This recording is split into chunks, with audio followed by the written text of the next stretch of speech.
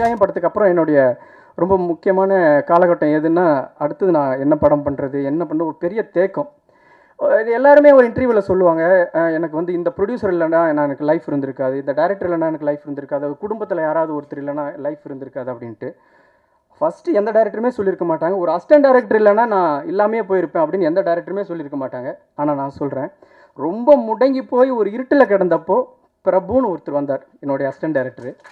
வந்து என்னங்க பண்ண போகிறீங்க, நீங்கள் ஏங்க வெங்காயம்னு ஒரு படம் பண்ணிட்டு ஏங்க இப்படி உட்காந்துட்டு இருக்கீங்கன்னு தட்டி எழுப்பி, எந்திரிங்க நம்ம படம் பண்ணுவோம், எப்படி கிரியேட் பண்ணுறதுன்னு எனக்கு தெரியும் அப்படின்ட்டு ஒரு 25 பேரை உருவாக்கி, ஒரு ப்ரொடியூசர்களை உருவாக்கி, இன்னைக்கு வரைக்கும் வெங்காயம் படம் சக்ஸஸ்ஃபுல்லெல்லாம் அவர் பார்க்கவே இல்லை. அதுக்கப்புறம் தான் வந்தார் என்கிட்ட.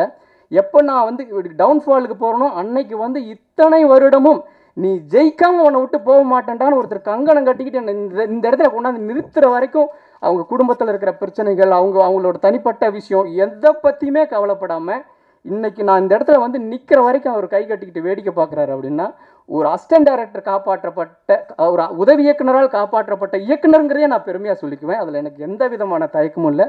ரொம்ப நன்றி பிரபு.